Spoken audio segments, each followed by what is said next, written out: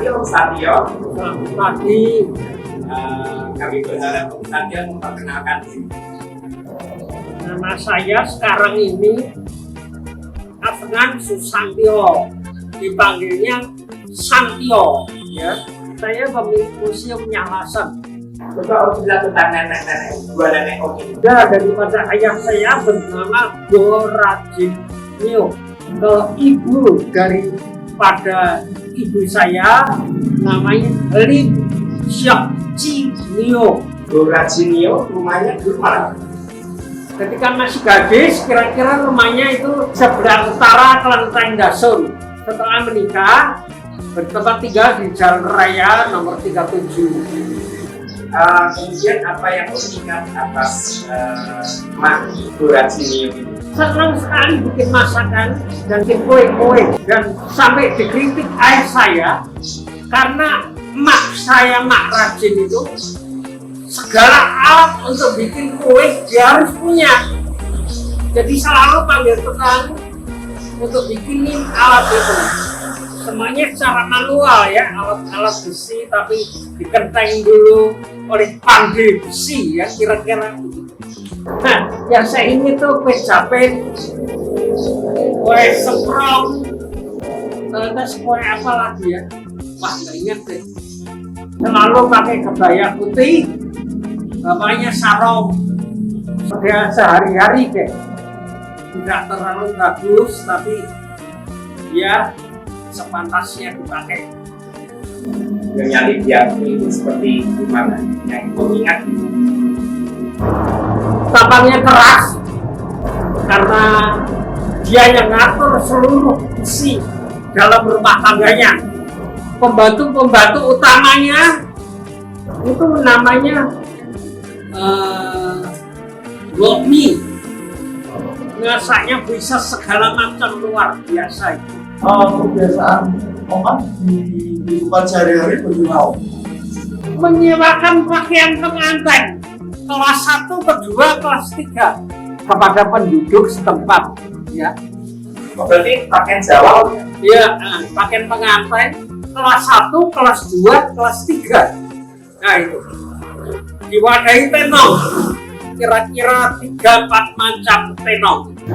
Kalau ini untuk mungkin Oman kan punya geng atau sahabat ya?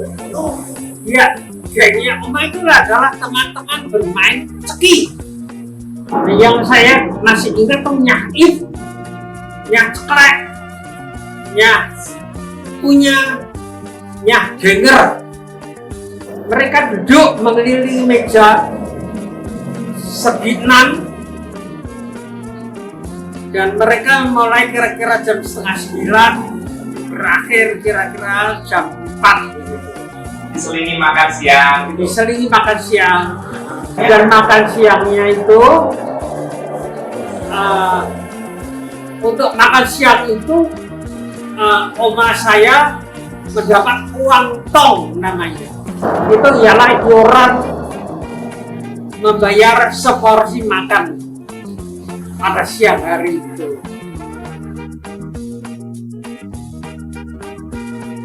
Kalau Masakan yang terutama yaitu ya, dia tuh sering masakan yang disiapkan oleh Bokmi. Kalau sudah makan namanya jangan kelentang, itu kelentangnya dibongkar, dimakan, dan kelentangnya ditumpuk sampai setinggi 10 cm. Makanannya kebanyakan jadi makanan Jawa sehari-hari.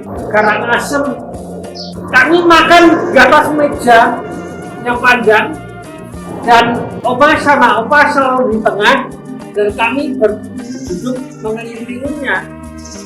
Ayah ibu saya juga makan di sana, terus Ibu Liu dengan ibunya dan famili yang lain kalau kebetulan datang. Setelah Om Ali Diakui meninggal, kan di rumah ada perusahaan tegel. Nah itu Oman polisi atau gimana? Tidak, pabrik tegel diterusin oleh salah satu menantunya. Jadi yang benar-benar rumah tangga itu membaca nggak Om? Hebat sekali oma saya itu. Dia SD kelas 2. Jadi statusnya itu sekolah rendah kelas 2. Tapi dia bisa menulis. Tulisannya itu untuk apa? Untuk kerjaan pabrik segel atau untuk mengirim surat ke teman-temannya? Terutama ke teman-teman dan ke anak-anaknya, ke familinya. Surat untuk ibu saya dari mamahnya, bunyinya demikian. Anak Lan, mama pinjem nampak sebentar saja.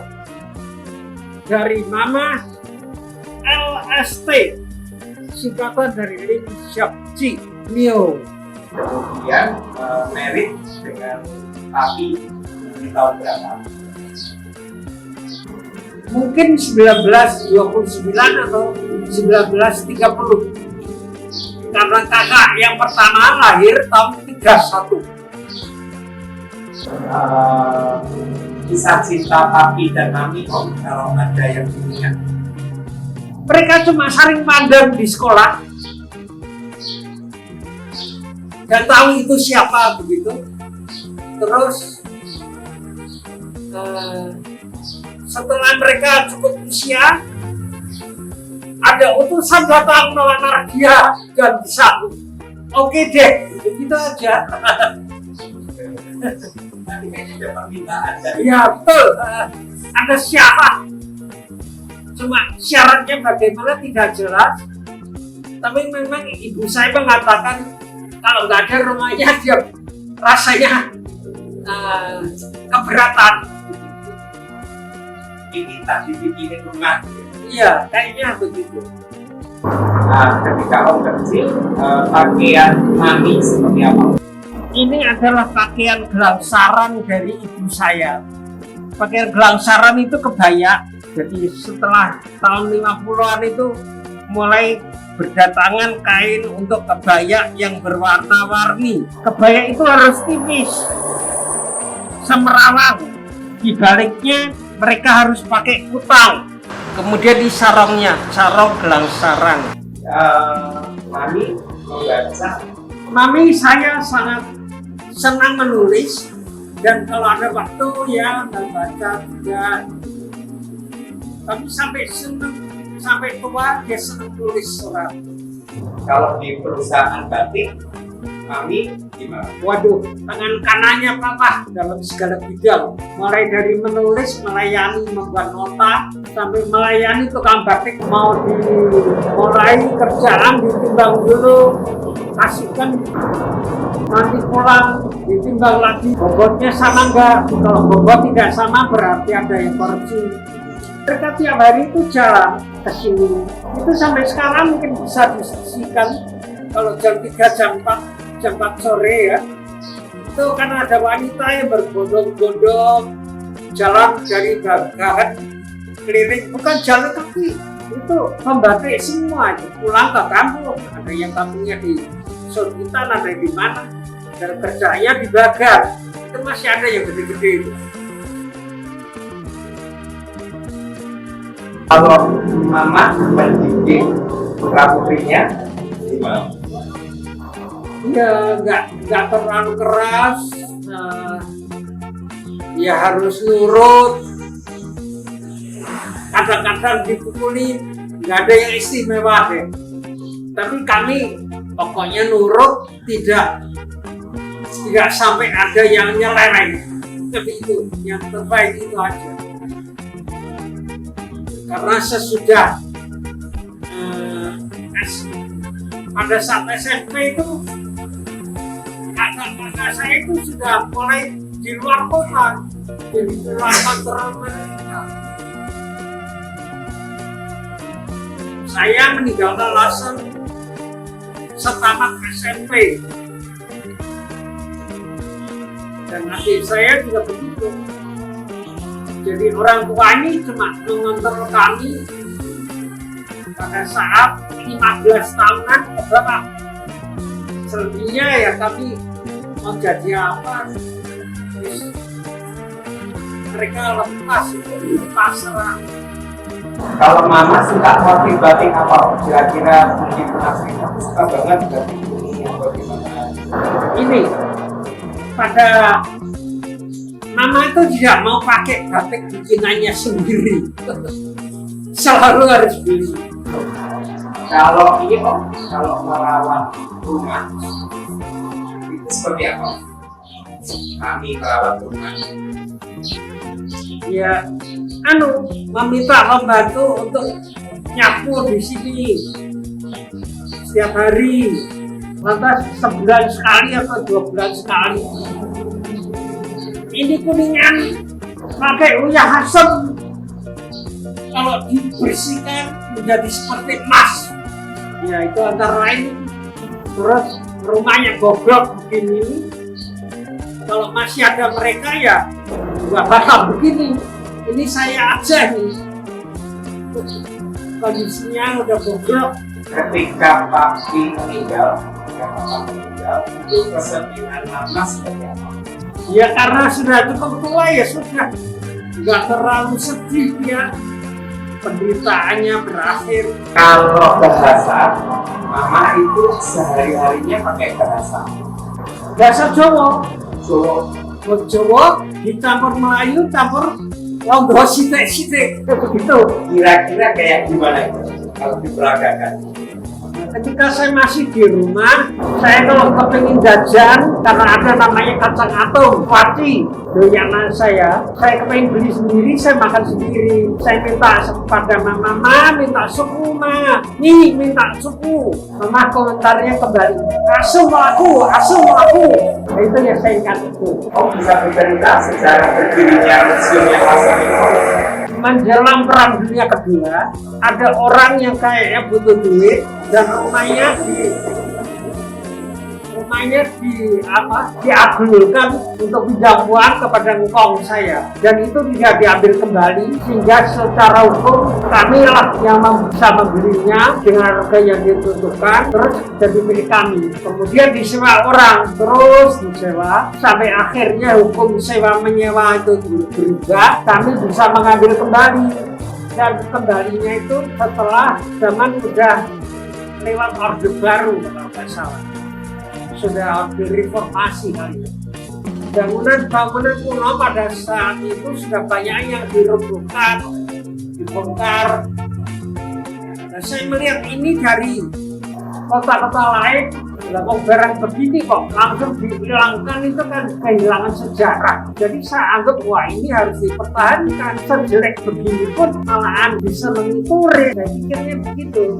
Ya wes beneran barang-barangnya mak, barangnya engkong, barangnya mama, papa yang nggak kepake masuk di sana, bilang aja museum.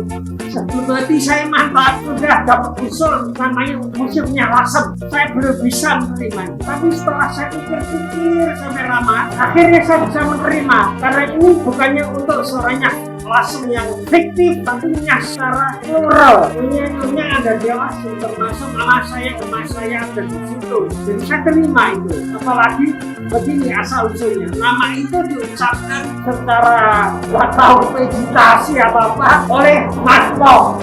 Tapi ya karena sasarannya ada sesuatu yang fiktif, saya kurang terima. Tapi masih ada seorang calon profesor belakangan mengusulkan lagi ini namanya apa?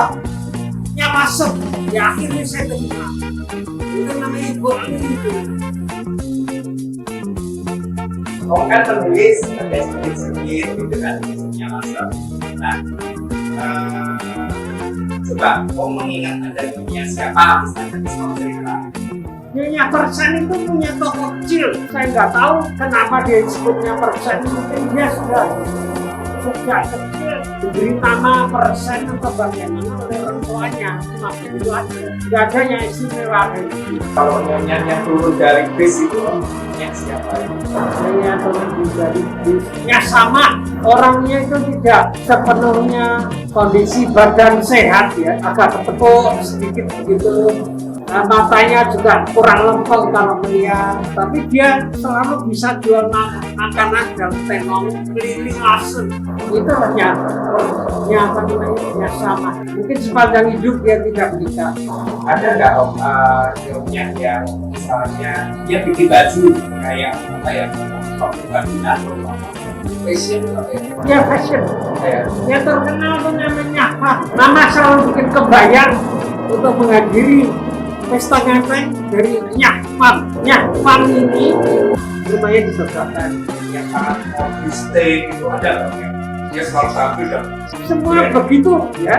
Apabila ada pesta ngepengan, nyanyinya itu pada bergilir, pada datang berbondong-bondong ke sana dengan pakaian terbaik sampai pada suatu ketika ada suatu zaman di mana nasionalisme itu sempit, yang nyanyinya pakai sarung kebaya kok dipayain pak komandan militer. Oh, itu jadi gerbeng-gerbeng semua nyanyinya itu. kalau suka mengganggu orang datang rumahnya makan, Jarang terjadi. Itu jarang terjadi bagi orang Lasem. Karena mereka tidak pernah hidup apa ya, ngarep punya gitu kan.